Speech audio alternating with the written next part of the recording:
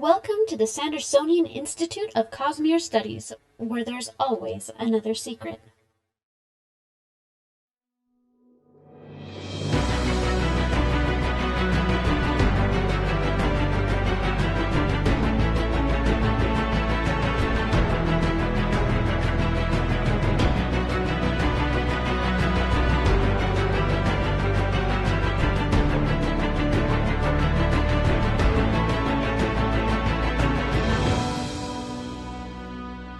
Welcome back, Sixers, to another episode of the Sandersonian Institute of Cosmere Studies. This is episode 141.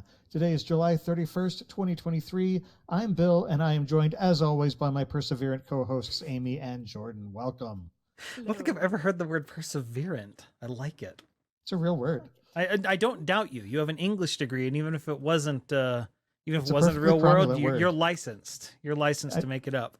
It's a perfectly cromulent word. Very cromulent. Before we get started, we want to remind you that the Sandersonian Institute of Cosmere Studies is not a spoiler-free podcast. That means that if there is something in the Cosmere that you haven't read and you're worried about hearing spoilers, you might want to go read those first, then come back and join the discussion. Tonight, there are going to be spoilers mostly from the Stormlight Archive. It could stray into other Cosmere stuff, but tonight we are taking a look at another of Hoyt's stories.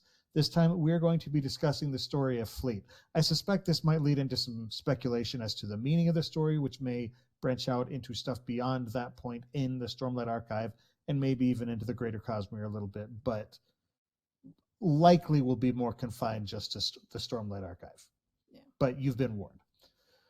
For those of you who listen to the podcast recordings or you watch the videos on YouTube, we do want to remind you that it's possible for our listeners to interact with us live via chat as we record each episode at www.youtube.com/Cosmere Studies.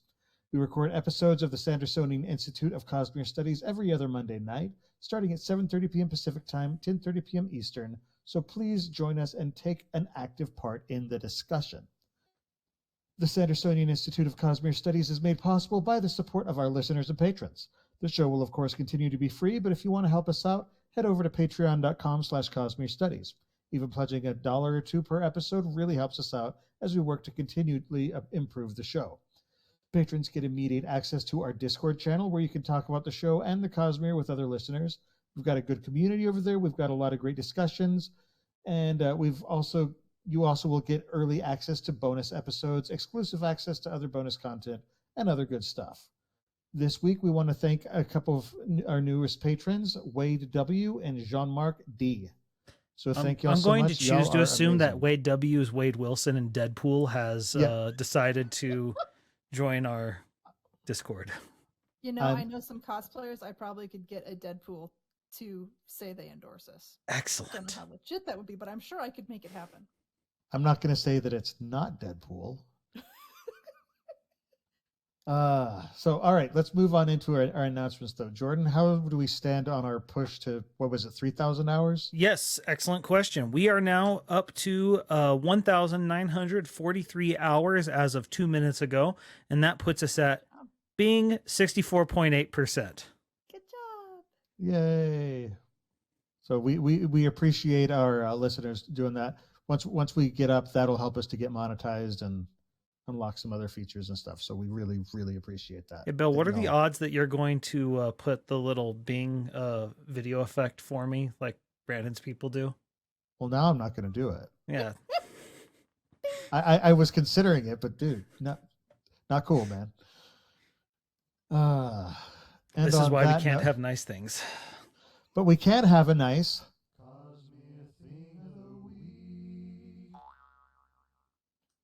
So this Cosmere Thing of the Week is a fun one, and it's relatively appropriate, I would say.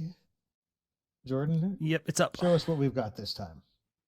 What we got here is I don't know what you call this style, but it's like that old Japanese wave art style. It's woodblock prints. Woodblock print. Thank you. I didn't know what it was called. Thank you. That Connor Chamberlain did of Fleet. And yeah, so it's really awesome. Yeah, from what I could tell, he did it for Cosmere Inktober a couple of years ago. Oh. And I believe, what was the elusive? I think was the prompt. And in his post, he said, what better opportunity to rip off the Great Wave of Kanagawa, which is by what was it, Hokusai? Hokusai?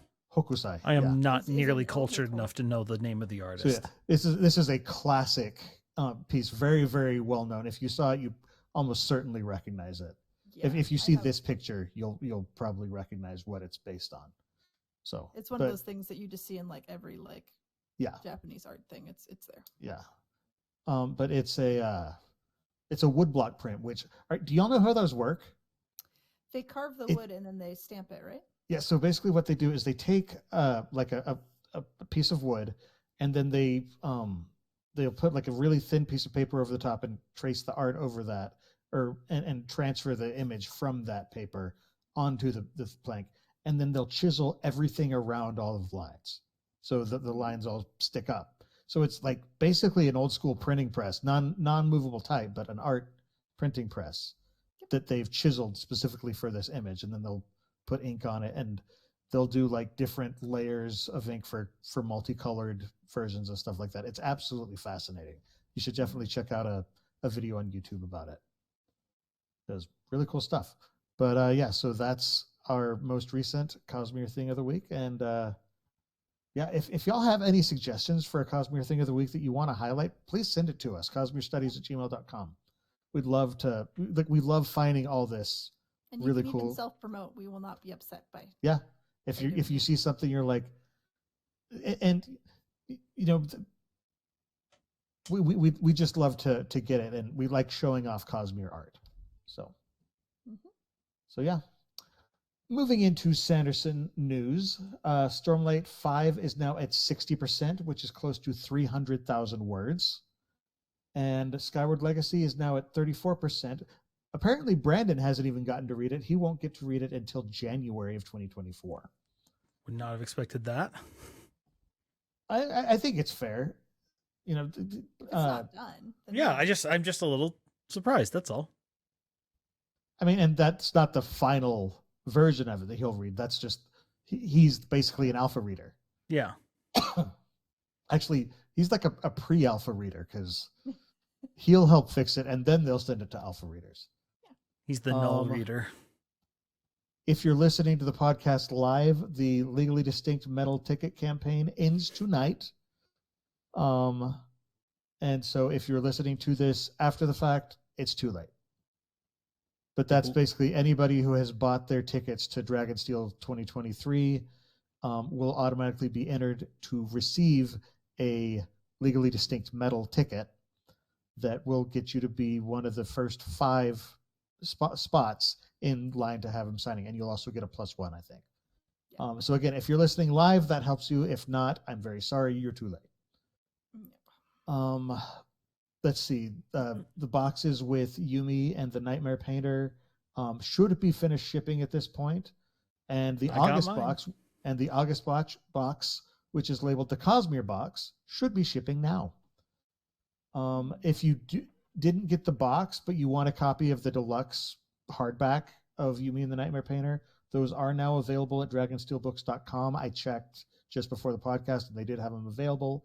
The boxes are not available anymore, but the books themselves you can still order from them. Brandon is now finished with Tampa Bay Comic Con.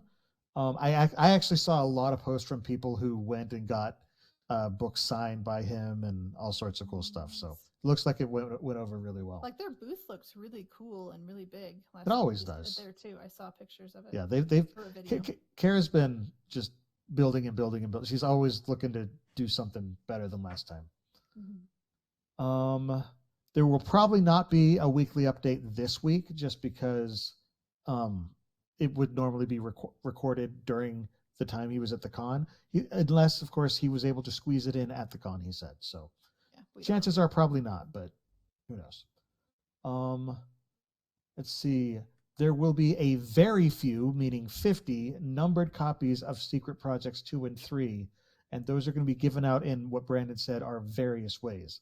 The first way, unfortunately, it's already too late to enter because you had to sign up for his newsletter by July 28th, and they drew a few random emails from that mailing list.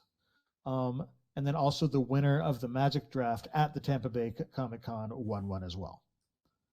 So, but he said there will be other ways in the future. There were, like I said, there's a total of 50 each. I think the first ones for Tress of the Emerald Sea he actually gave to people who were taking his writing class earlier this year. Yeah. Man, that's a heck of a souvenir from a class. Yeah. All I got was a degree. You didn't even take his class. I know. All right, so let's move on to our main discussion. We are talking about Fleet.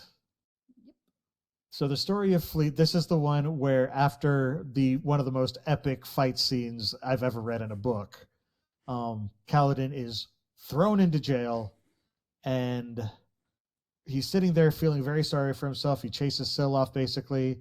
And then, of course, who shows up to kick him when he's down but Hoyd? And when I say kick him when he's down, he kicks him in the right direction.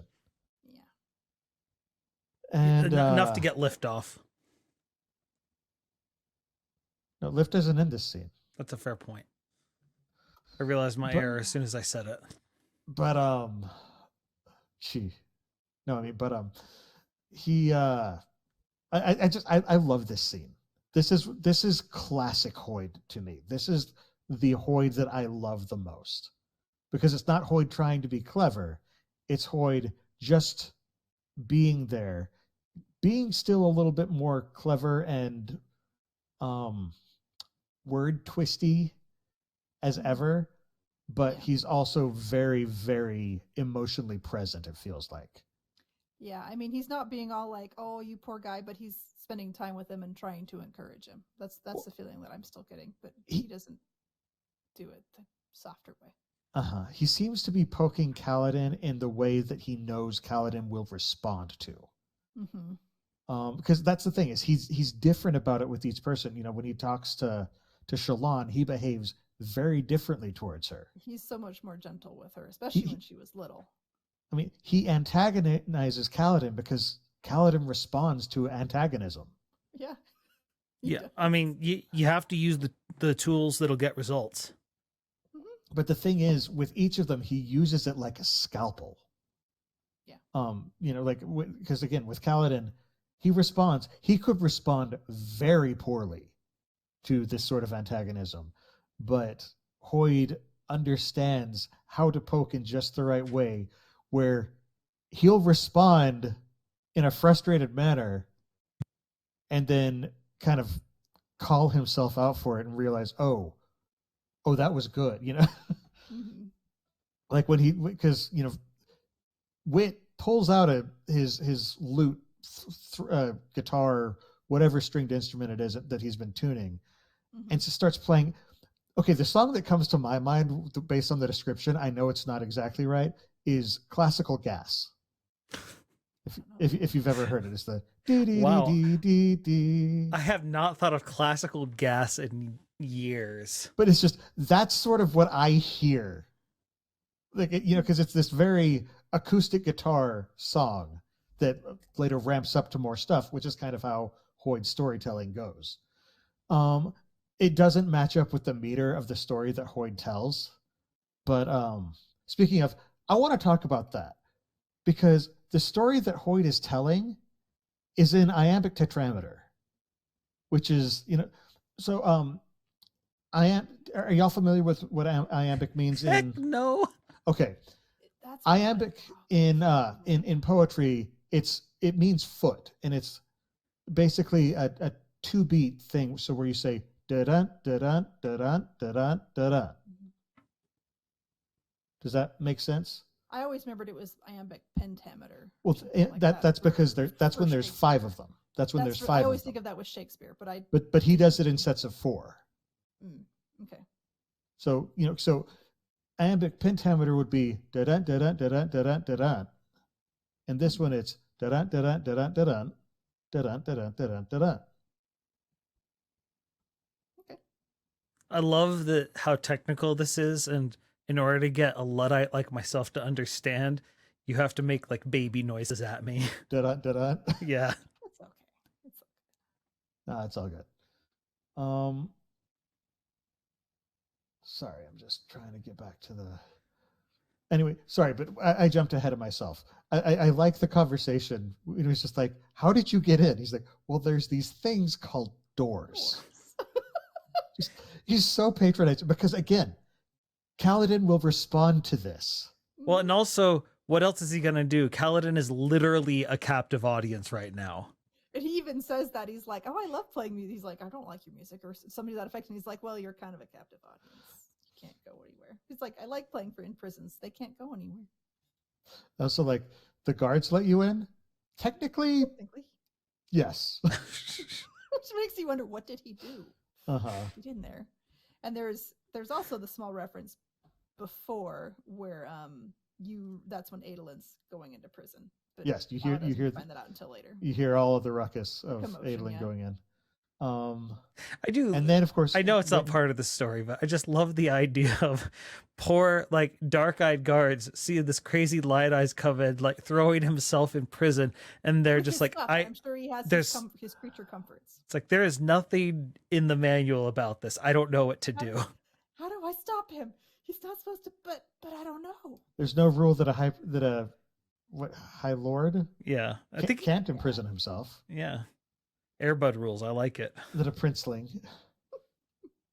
I also like, this is where we get one of the earliest references of Hoyd collecting more and more and more abilities across the Cosmere, because he's like, perfect pitch makes this all so much easier than it once was.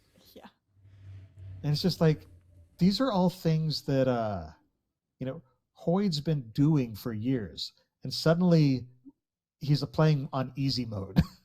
Yep. I also just like this version of Brandon throwing little nuggets at us to the rest of the Cosmere, because I do too. It's something that if you start with Stormlight and you don't know what's going on elsewhere, you see that, and it's just the air of mystery about him. Yep. Yeah. You're like, well, how does he have perfect pitch? What is perfect pitch? Yeah. What do you mean, what is perfect pitch? Well, like, because it's like capitalized in, or is it capitalized here? I can't remember. It's not capitalized. Okay.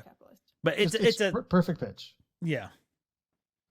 But it's referring to a specific phenomenon with awakening. Because perfect pitch lets them also see colors that aren't. No, that's perfect tone, and that's a different. Was that higher? Yeah. Yeah. I'd have to like go back. Perfect color vision. I don't remember what the actual word was. I'm already on the cover mind to look it up. But yeah, that's a different heightening. But it's just one of those Easter eggs where if you've already read Warbreaker, perfect color recognition. Ooh, it's the next one up. There it is. But I love that. Always just like, I'm here for the story. And just like, what story? The one you're going to tell me. And he's just so matter of fact about it, which has got to be utterly maddening. Somehow matter of fact and obtuse all at the same time. Yeah. Just a wit. Which it's how wit do. Well, when your job is literally to annoy people. Mm-hmm. You get good at it. But the thing is, this is, in my opinion, one of the better passages with Wit/Hoyd, because throughout the whole thing, you see Wit's sincerity. He's like, where Kaladin finally says, if I play along today, will that get rid of you? He just says, I will leave as soon as the story is done. And it, like, as you read it, you're like, he means that. Like, I don't know exactly what it is about it, but there was a feeling to it of just, this is him being sincere. He's just stating an absolute fact. Mm-hmm. And Kaladin sullenly says, fine, a man went to jail. He hated it there, the end. And Wit says, it's a story about a child. And Kaladin says, no, it's about me. And he cuts off, and you see it's in italics, so it's within his own head. Me. And he sees, I just got called out. Mm-hmm. I'm sorry, I want this something right before it, because Kaladin says, I'm in no mood for your games. He's all, I've wondered if anyone's ever been in the mood for my games. Well, and he says, that's perfect for the kind of games that I want to play. Mm-hmm. Oh man. But no, and then he just starts doing bard shenanigans. But I love the way this story comes out, because he prompts Kaladin. He says, "You tell the story." Kaladin says the words, and then Hoyd spins it into a ballad, an epic tale. In many ways, it sort of reminds me of like how a DM has to run a campaign. Yeah, that's actually a very good comparison. Where you let the players tell the story and you sort of feed into it. Yeah. Yeah. Have you guys done any improv? No. A little bit, a long time ago. So I did some in college. I would be terrible at it now. But one of the big rules in that is the yes and. You don't ever say like no to whatever somebody does. You bounce off of it. And there's a little bit of that with the story too. Well, again, this is Kaladin's story, and Hoyd is the one who turns it into a Hoyd story, even though Kaladin is the one who tells it. I love the way he describes it at the end, but we'll get to that at a point. Okay, so let's talk about the story of Fleet kind of in general. Yeah. Because we don't need to go line by line, word for word, even though it's just, in my opinion, one of the more beautiful storytellings that Brandon has put into. It's more like a poem / ballad, kind of like you were saying with this one. Well, and I like that it follows poetic form, but it's willing to break the rules just a little bit. You know, there are times where it doesn't rhyme. There are times when, but there are other times when it does. There are times when he'll rush the meter a little bit just to get a word in, and so it leaves you a little bit off your game, but not in a way that it just feels unsatisfying. It's not the kind of way that just needles you and just like, no, that's wrong. Like, because you can hear the way he would speed up his speech to fit it in, because a lot of songs do this. Yeah, I can't pick up on any of that. Sorry, I have an English degree. That's what I did. Yeah, for many years of my life. I have the opposite of whatever perfect. I have imperfect pitch. And so tone deaf? Most pitches imperfect. I'm not tone deaf. I can carry a tune. Anti-perfect? Yeah. And so it's just, I can't pick up on things like, unless it's like written out like in the form of a poem or a play or something like that. I can't quite pick up on it when it's just written in a sentence. Or if I heard it out loud, obviously, I'd hear it. See, have you read this in a? Have you only done audiobook for this, Jordan, or have you? I've only done audiobook before this when I originally read it, but for today I was actually rereading it. Because it seems like I remember because re-downloading Audible would be a pain. I read the ebook when I was my kids' activity today, but it kind of was shaped like a poem is, like how it has the lines and stuff. My English teachers would be so sad that I don't remember all the wording, but I never really took a poem class. So anyway. But yeah, so it gave the format for me, which helps, but I didn't pick up on the meter. I didn't see any formatting like that in my ebook. Or it was italicized at least. No. Yeah, I'm not seeing it here. No, I'm looking at it right now. The storm grew strong, the storm grew wild. Who was this man all set to dash? No you man do should set have to guide perfect storms, color no fools recognition. Had ever been so rash. What? Who has perfect Amy color has a weird recognition? superpower that lets her see italics around poems in regular text. It's a niche superpower, but it works. Where the heck? I could have sworn it was. No. It's just your superpower. What? Okay. No, wit. Anyway, I don't know. I did like that it was. This is where Wit does the whole like a bunny rabbit and a chick. I had forgotten that was chick. this. Yeah, like so I have it. He's like a chick. No, it's baby perhaps a story chicken? for a child. Wit said, "I will tell you one to get you in the mood. A bunny rabbit and a chick went frolicking in the grass together on a sunny day." Kaladin's like, "A baby chicken?" Kaladin said, "And a what?" "Ah, forgot myself for a moment," Wit said. "Sorry. Let me make it more appropriate for you. A piece of wet slime and a disgusting crab thing with 17 legs slunk across the rocks together on an insufferably rainy day. Is that better?" I suppose is the story over. The most underrated witch story is the Crem and the Cremling. That would work as a title. But it's just, the story itself is very simple. It's just a man raced the wind. He came to the mountains of Shinovar and was just completely exhausted by the time he crossed over. He fell to the earth and died. That's the story. And yet the story of Fleet is so much more, because Hoyd tells you about the pomp at the beginning of the race, and it tells of his trials as he did it. But in the end, it's a very, very simple story. It's just the way it was told. Mm-hmm. It's very it's very much reminiscent of things like Pecos Bill or Paul Bunyan or John Henry. Yeah, John Henry. Yeah. John Henry's probably the better example, because it's literally the same story in a sense, of a man railing against inevitability. Instead, yeah. Mm-hmm. Well, it's a man who, basically faces his own hubris and ends up falling to it, but never gives up. That's it. That's the thing. It's just he is absolutely determined. He could give up at any point. It's similar to the story of Marathon. I mean, it's almost entirely inspired, likely, by the story of Marathon, who ran 26.2 miles to deliver a message and died at the end of it. Yeah. Which is why people shouldn't run marathons. They literally killed at least one person. My brother's done half marathons, and I'm like, that's cool. I'm glad you did that. He doesn't do it anymore, but he did.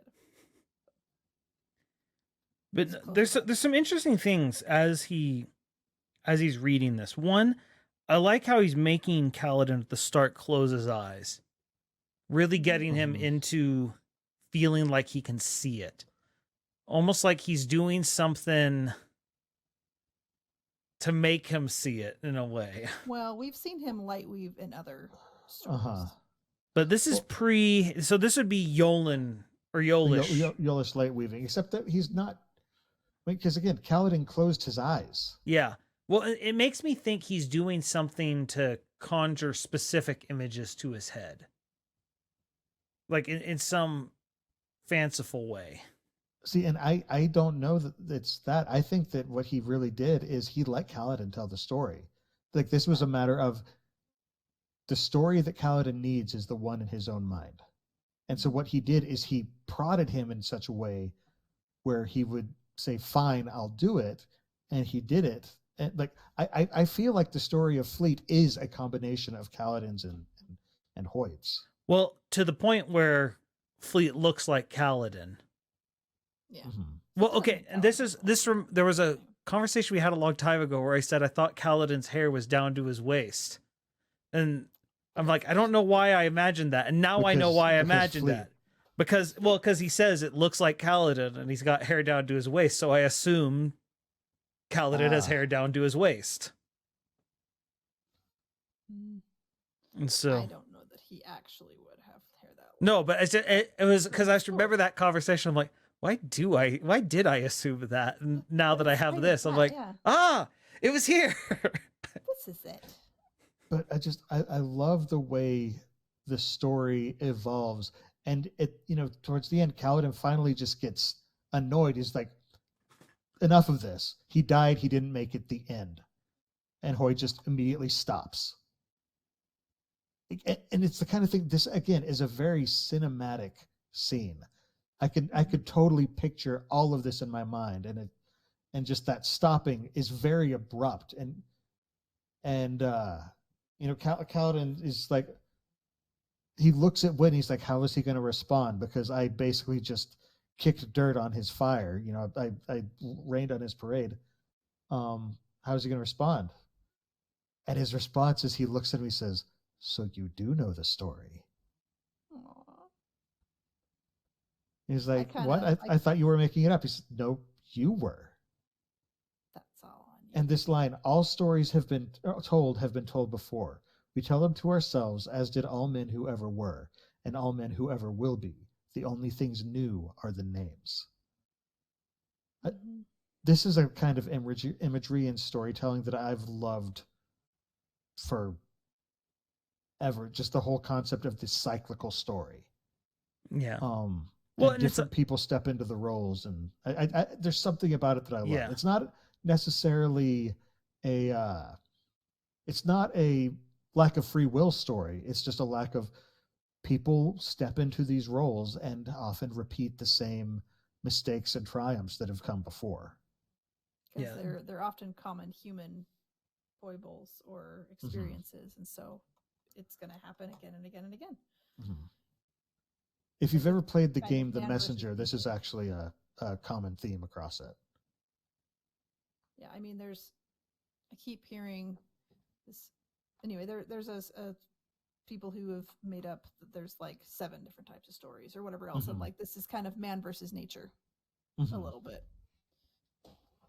Stormfather's a little more the seven archetypes cognizant than most nature is, though. So, well, and it makes sense just given the fact that, like you said, humans are we share similar flaws throughout our entire race, and so we all have to overcome the same sort of trials, and so we tell versions of the same story.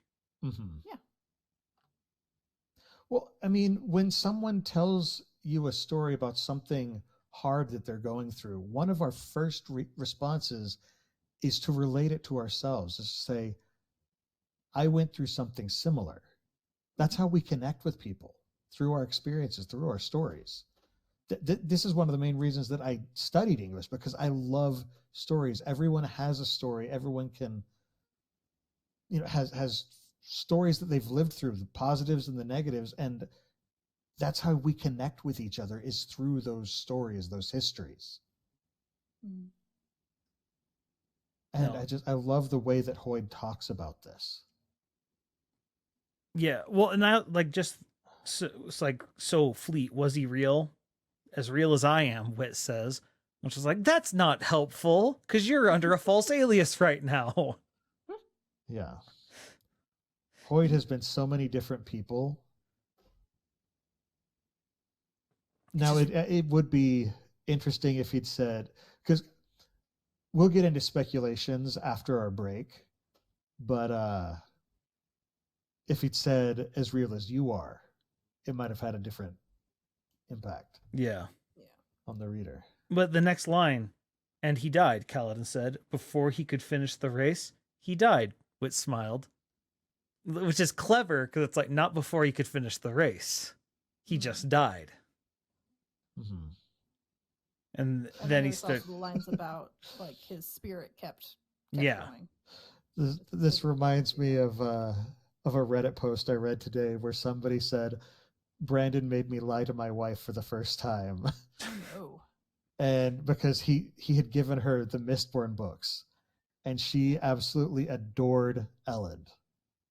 And she was just like, please tell me he lives until the end. Please tell me. And he's like, he lives until the end.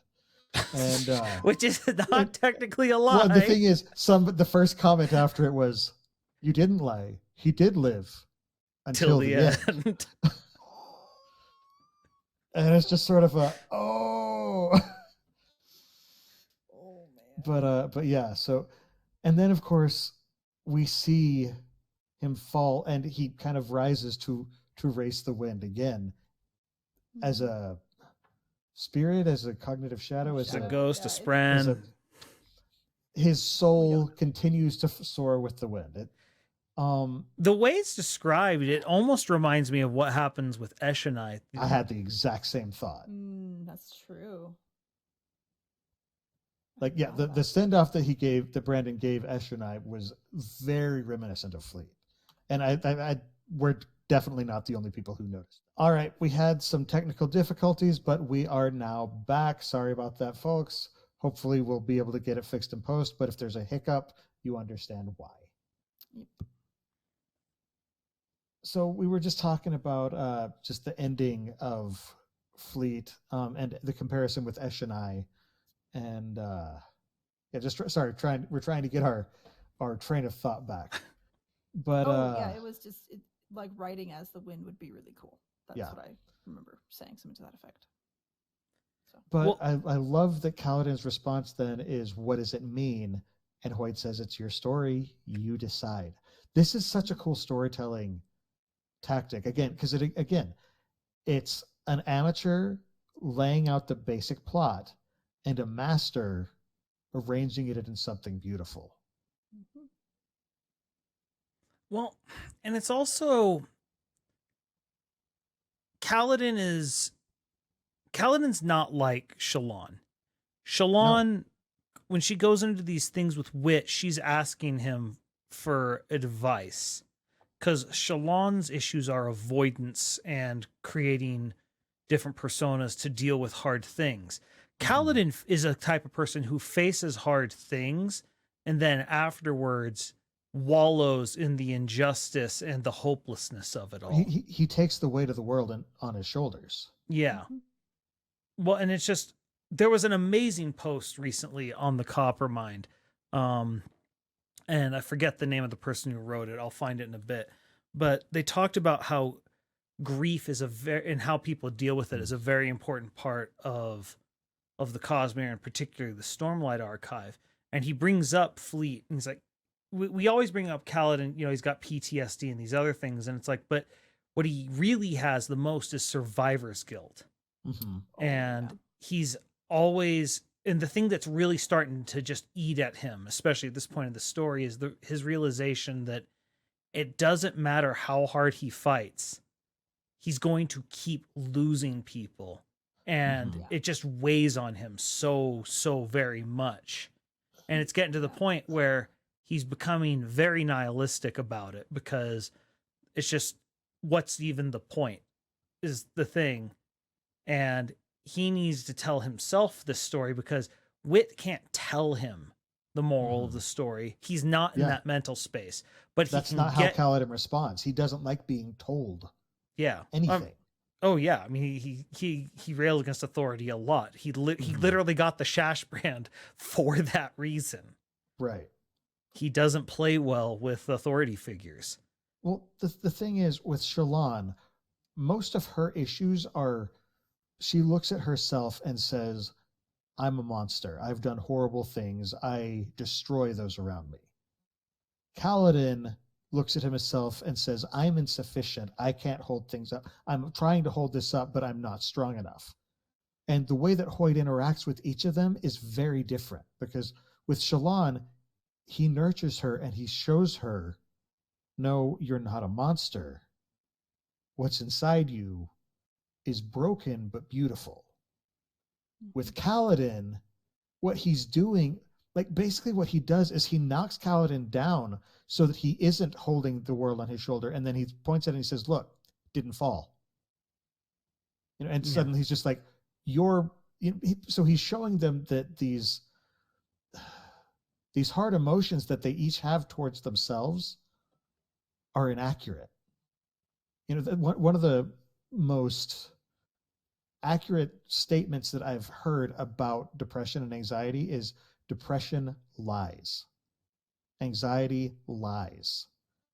But because you're the one who's telling yourself, you just automatically believe yourself. And so Hoyt is just this outside force saying, hey, you're wrong. You're okay. This is not your responsibility. You are not the monster you think you are. And this is one of the main reasons I love Hoyt so much. Because he's...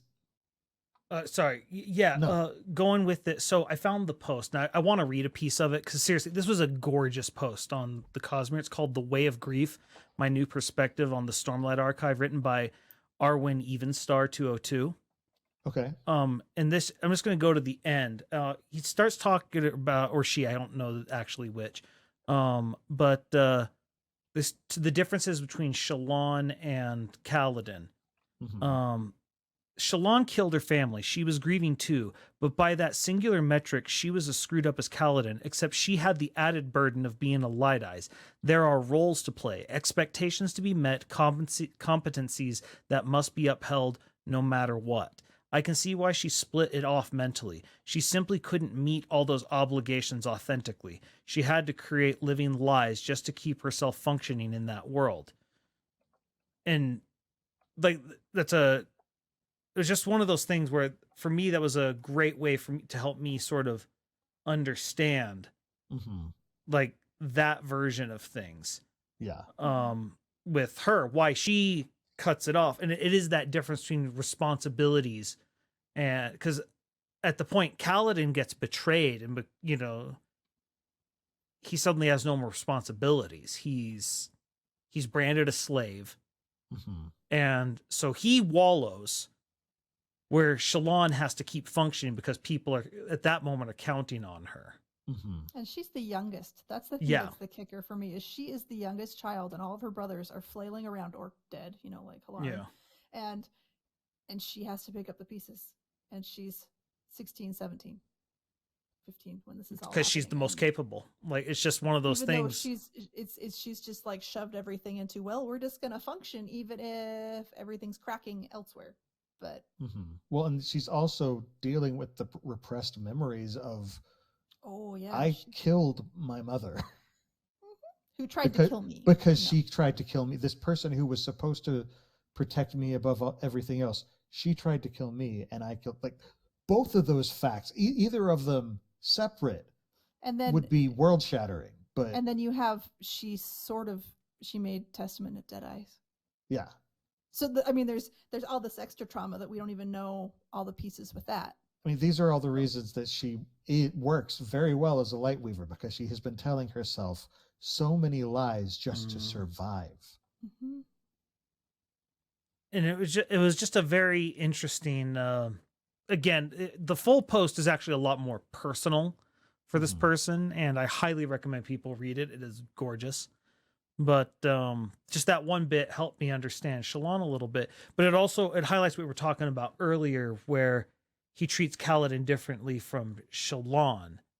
Shallan tells herself these lies to help her cope with the world. Kaladin is telling himself these lies not to help himself cope with the world, but to give himself a reason to give up, because he's just so tired. Yeah. Shallan doesn't have issues with giving up. She has issues with just accepting truth, accepting reality. Whereas Kaladin kind of accepts it a little too much and just sort of lets it put him into the dumps. Yep. Yeah, he doesn't have rose-colored glasses. He has ash-colored glasses. All right, guys, this conversation has gotten kind of heavy. I could use a break right now. How about y'all? Okay. Sure. Okay, we'll see y'all on the other side. And we are back. Guys, it's interesting how hopeful of a story this is. There's also a lot of heavy emotion with it. But actually, what I want to talk about now, though, is speculation on what it does mean. Like, why this story? What does it mean? Because I've seen a lot of speculation on forums and Reddit and stuff like that. The main theory that I've seen is that this is obviously the story of Kaladin, and essentially, in the end, Kaladin is going to rise up and join the Stormfather, the storm itself, and become the new honor, along with Syl. What do y'all think? It's possible, but I don't like the idea of anybody dying. So, like, I always just want to rebel against that. Somebody's gonna die. Like, I know. Because Brandon, he doesn't like you to feel too safe. He doesn't necessarily wantonly go around killing people like George R. R. Martin or anything like that. But if people survive enters the room through everything, yeah. But like, if too many people survive through everything, then it lowers the stakes. Yeah. Then the stakes completely drop. Oh, I know. It's. I have this whole dichotomous thing where I like stories overall that have like competent bad guys and epic character deaths and all those other things. But then when I'm like presented with the option thing, I'm like, I don't want that to happen. I want my nice cozy story but I want like the epic setting. And so what Amy is saying is she likes her cake, but at the same time she would also like to have it as well.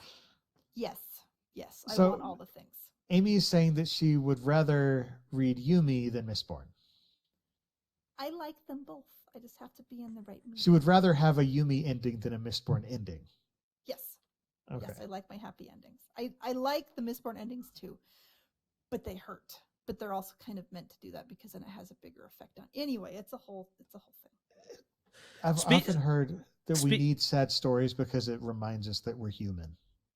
Yeah. Still hurts. Speaking to the Kaladin honor tie with Fleet, I don't personally subscribe to that. I think it's more that this is the story Kaladin needed at the time, because this is the story that helps spur him to go save Elhokar and finally swear the third ideal, bringing Syl back and getting to save the day and set a whole bunch of things into motion. He still has Syl at this moment, but he does lose her in a little bit. Yeah. But specifically because he cites that story when he's dragging the very, very drunk Elhokar, trying to get him out of the throne room or whatever it is. His chambers. Yeah, and he tells him, because Elhokar's like, why are you saving me? Because Elhokar is as drunk, and he is a sad drunk. Yes. And he's like, everyone hates me. You hate me. You told me to abdicate the throne. And he's like, because Fleet kept running. And Elhokar's, okay. Not following. He's like, he kept failing, but he ran, he died, but he kept running anyway. And you keep trying. And, you fail a lot, like so much, but you keep trying. Thank you. Well, this is also when he sees that Elhokar is Dalinar's Tien. Yeah. Actually, I have the quote here. Fleet kept running, Kaladin growled, getting back under Elhokar's arm. What? He couldn't win, but he kept running. And when the storm caught him, it didn't matter that he'd died, because he had run for all he had. Sure, all right. The king sounded groggy, but Kaladin couldn't tell if it was the alcohol or the blood loss. We all die in the end, you see, Kaladin said. The two of them walked down the corridor, Kaladin leaning on his spear to keep him upright. So I guess what truly matters is just how well you've run. And Elhokar, you've kept running since your father was killed, even if you screw up all the storming time. Thank you.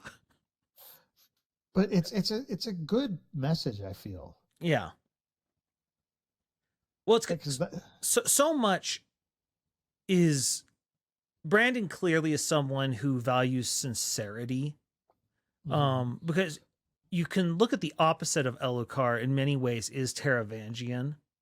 Someone who just he's very competent, gets it done, but it's cynical and it's given up on trying to meet any of the ideals for everyone has around you. And Elhokar's trying to live up to everyone's ideals. He's just not the man for the task, but he doesn't quit. Yeah. Which is what makes him someone who would be utterly detestable to someone you're like, God, would you just not be so bad at this? Because we want you to do well.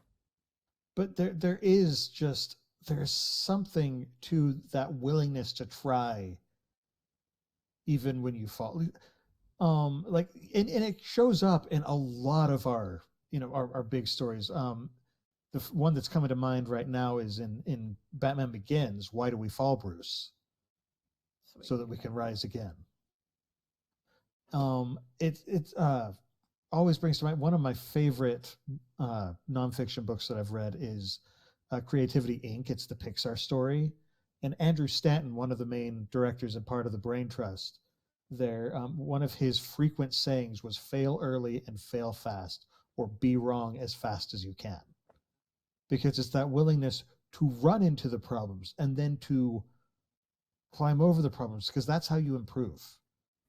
If you're not tripping, you're not progressing. Sorry, Amy, what were you saying? And you don't have the resiliency that you would if you had already failed multiple times, which it's not fun to fail. It's really not. But I've learned more in my projects and different things in my different attempts where I've totally screwed them up and gone, well, that didn't turn out at all how I wanted, but now I know to avoid this and this and this and this and this. And so you can do that much better the next time around. And I mean, it's different when you're doing a physical object versus your behavior or your standards or your physical ability or whatever, but it's still the same principles. The same principle definitely applies. I mean, when you're exercising, basically what you're doing is you're creating little micro tears in your muscles and then repairing them. And each time you repair them, it comes back stronger.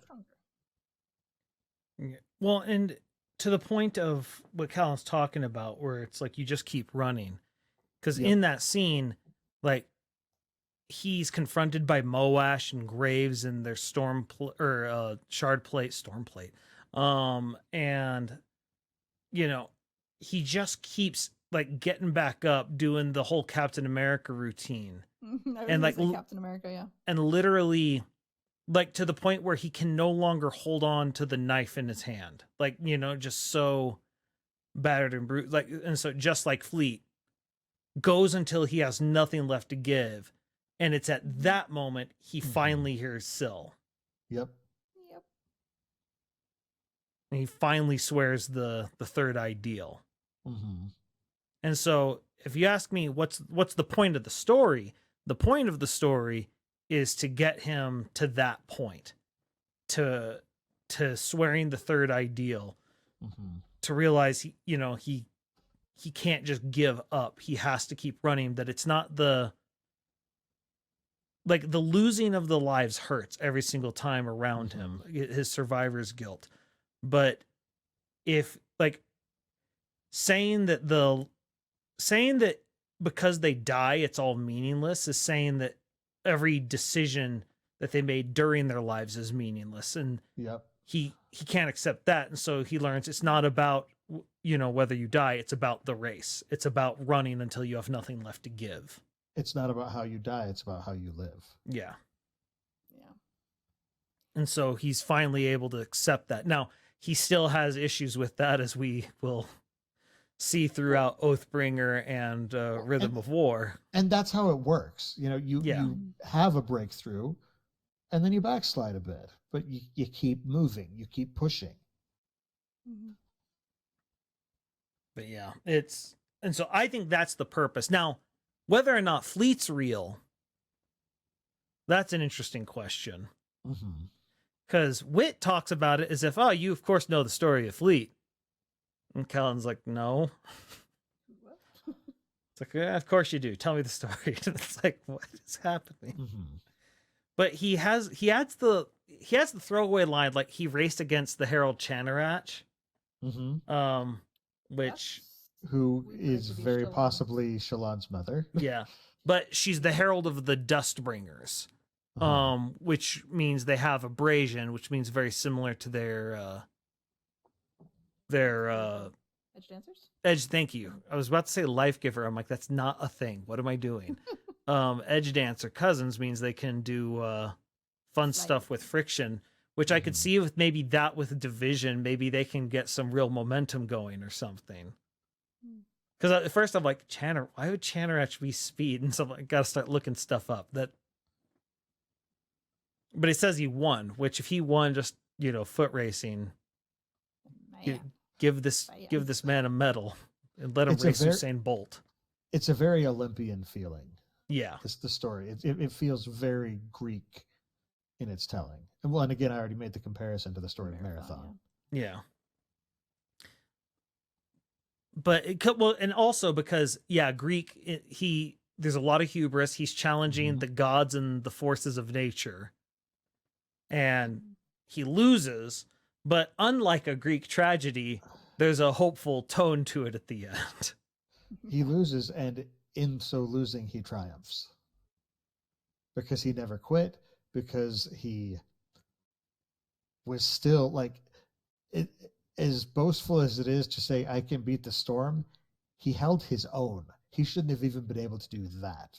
Yeah.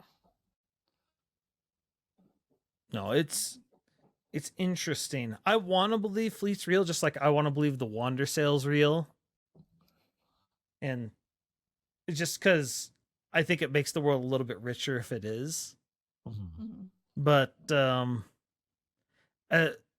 greater theory of this being symbolic of something later for Kaladin, I don't know.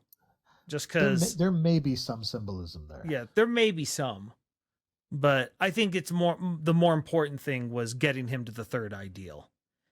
And seeing how Wit tends to go where he is needed, but he doesn't know why.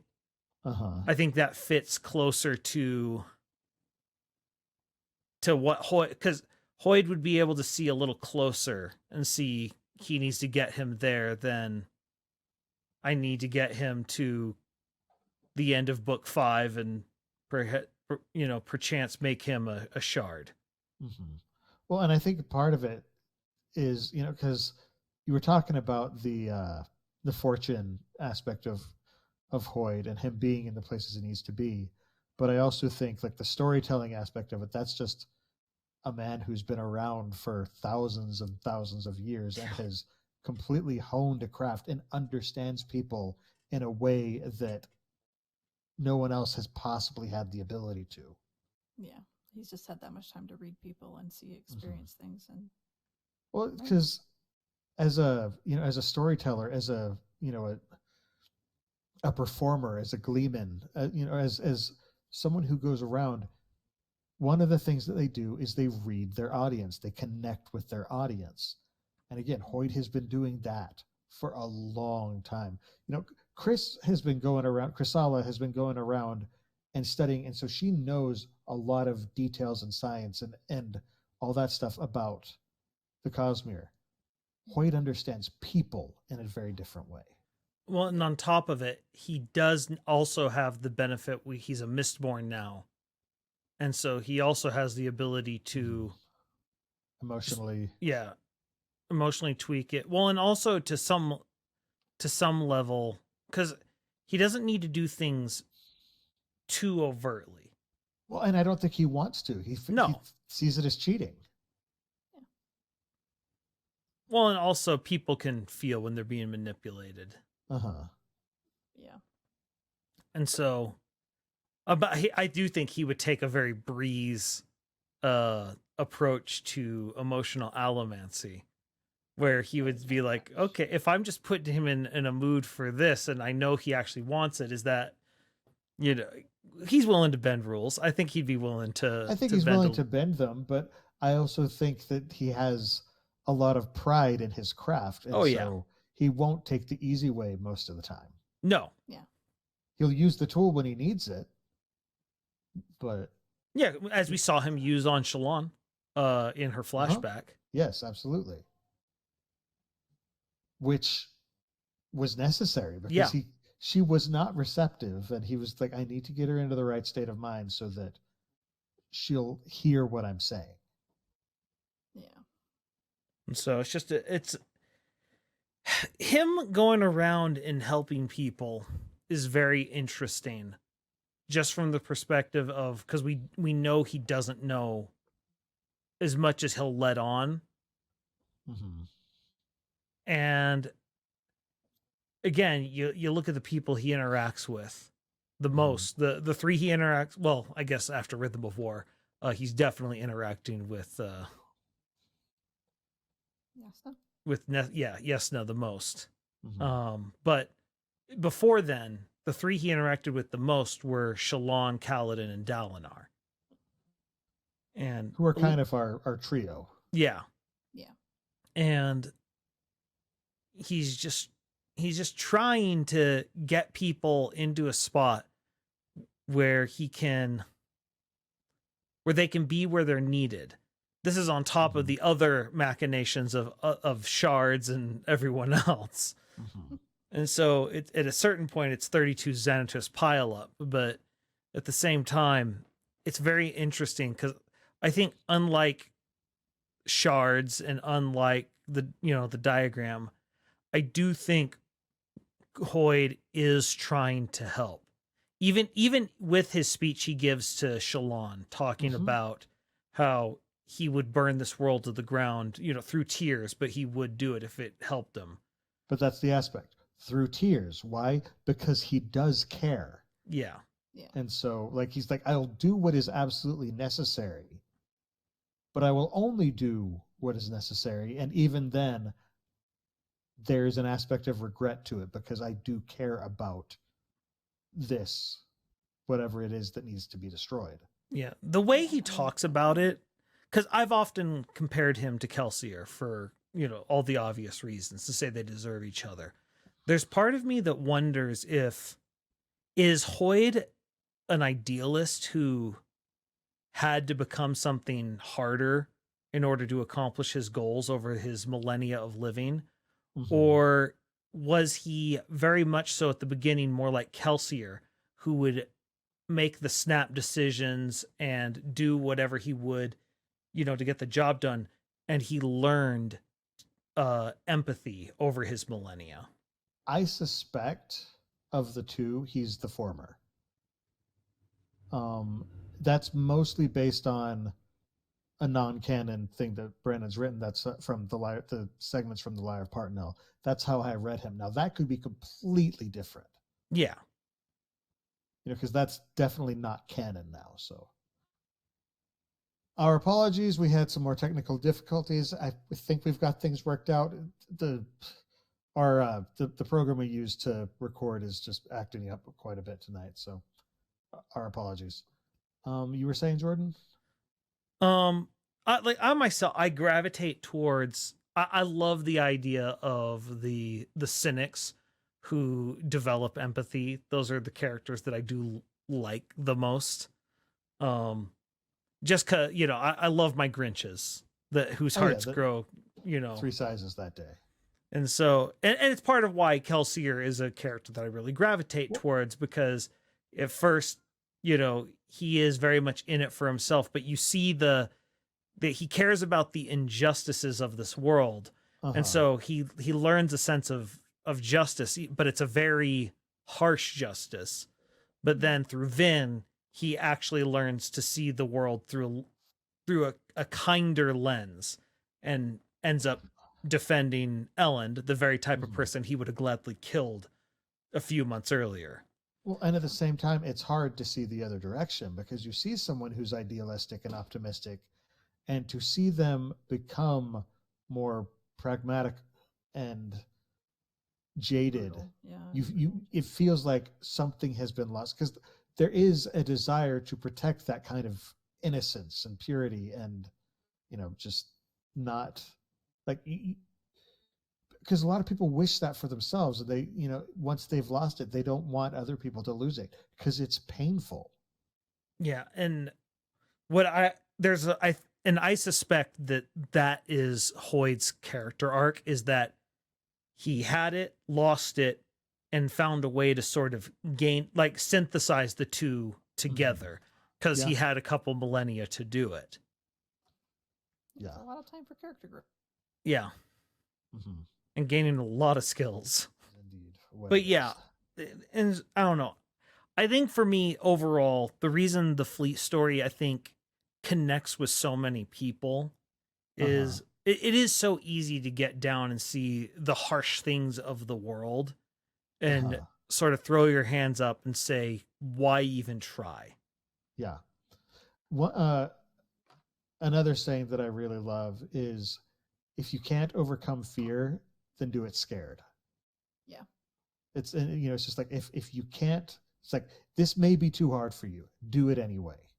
You may not be strong enough. Do it anyway. Because it's better to do it and fail, because at least you've tried, versus just not even trying, because then you're letting yourself be held back forever by it.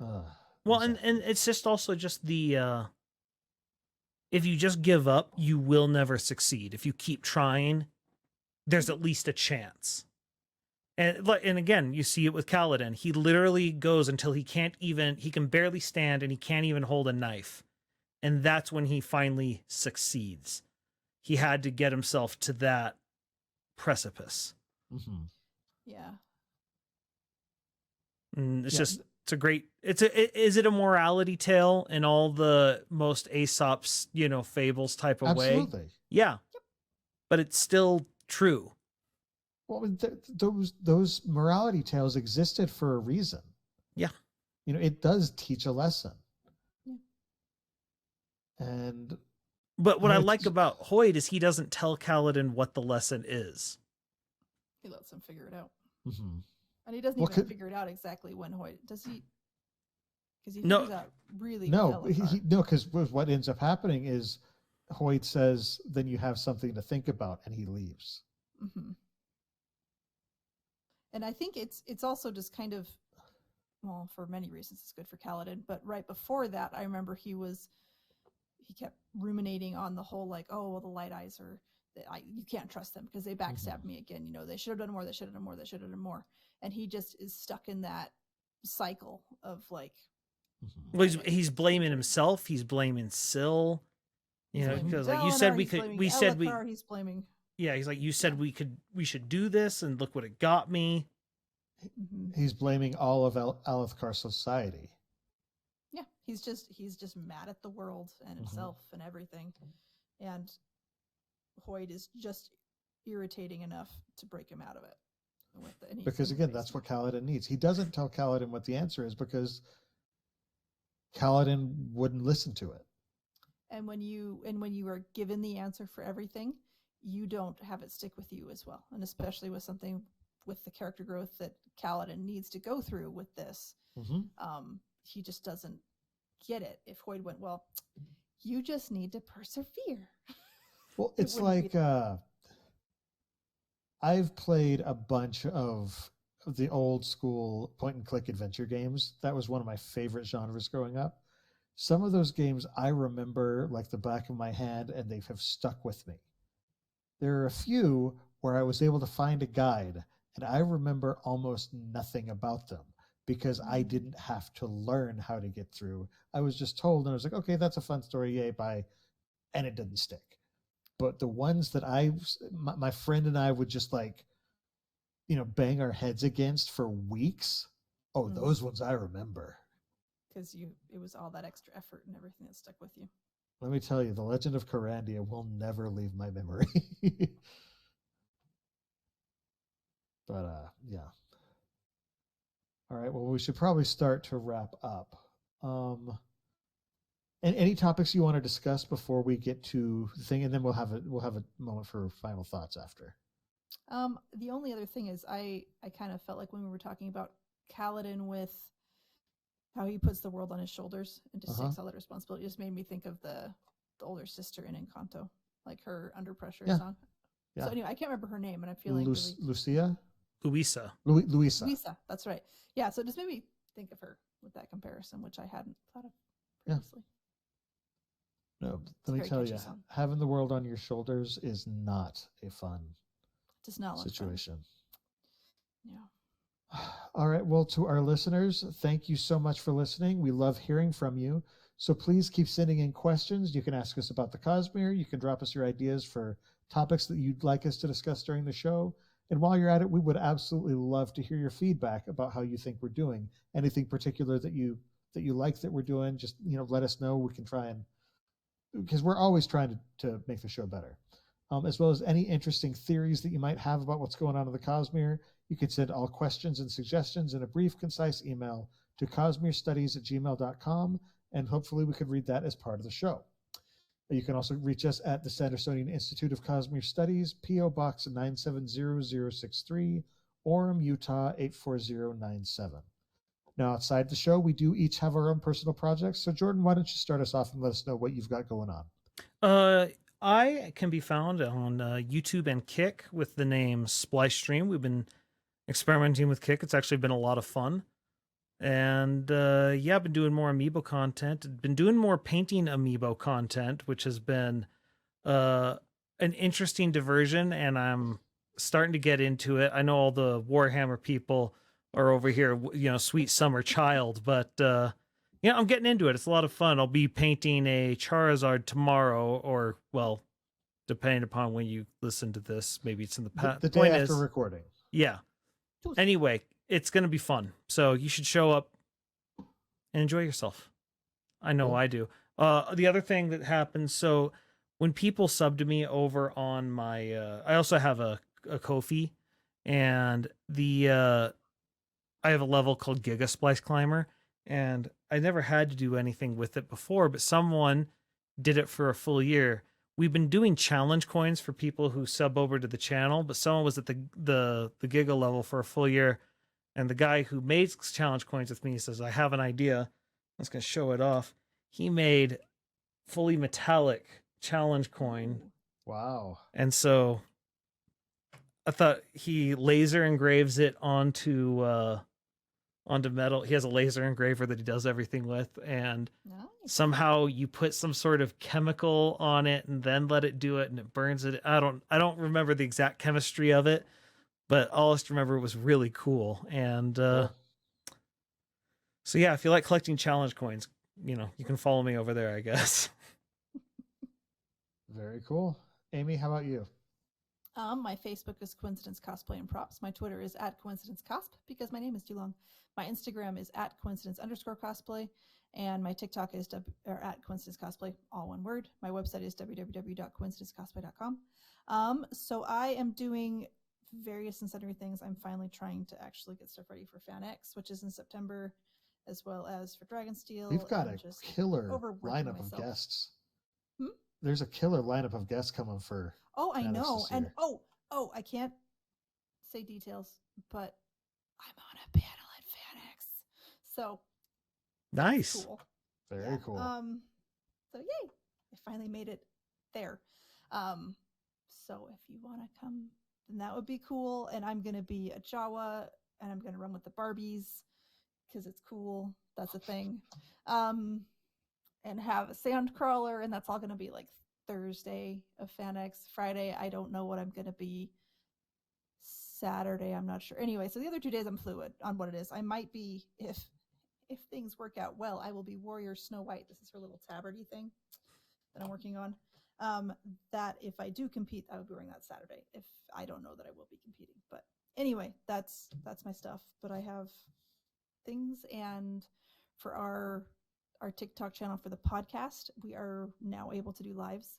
So I'm gonna try and do a live in the near future, and I will post about it. Nice. I'm gonna do it. So there. Cool. Yes, that's me. All right, and then I have another podcast with my friend Dylan. We talk about board games. It's called The Innkeeper's Table. We've got a bunch of episodes up there. I think we've actually surpassed the number of Sandersonian Institute episodes we've got now, because we did that one weekly for a long while. It's since moved to bi-weekly. But our most recent episode, we did a game spotlight on a game called Similo, which it sounds so this was one that I've never played that Dylan was kind of pitching to me, but it sounds like a much more, not grown up, but like a less simple version of Guess Who. And there's several versions of the game. Like it's basically just cards where one person, puts out a set of 10 different characters, and they have different franchise versions of the game, and that people will pull out cards and ask about them, and he'll give them a card that says they're similar to this person or they're different from this person. I don't explain it well. Just check out the episode. Dylan explains it great.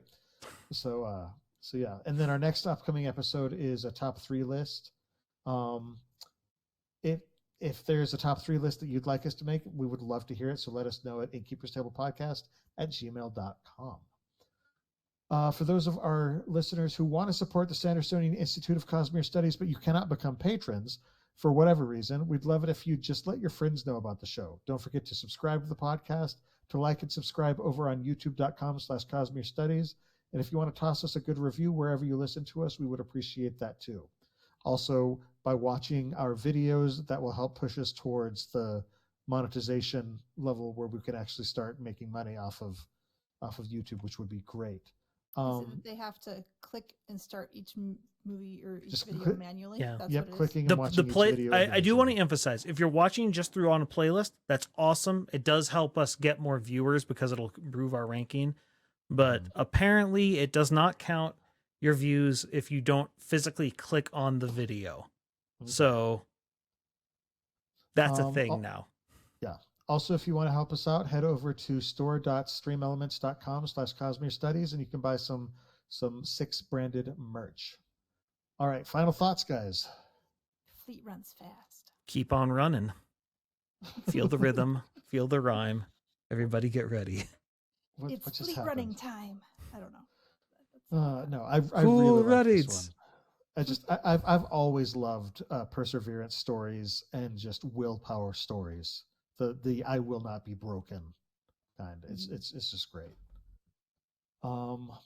In addition to the live episodes of the show that stream on youtube.com/Cosmere Studies every 2 weeks on Monday nights at 7:30 p.m. Pacific Time, 10:30 p.m. Eastern, listeners can find our videos on YouTube or audio versions of the podcast on Apple Podcasts, Spotify, and just about any other service that carries podcasts by searching for Cosmere Studies. You can also follow us on Twitter, Instagram, TikTok, and Facebook under the profile at Cosmere Studies. For our next episode in 2 weeks, we are going to be talking about one of my favorite subjects, cooking. Specifically, we're going to be talking about food and cooking on Roshan.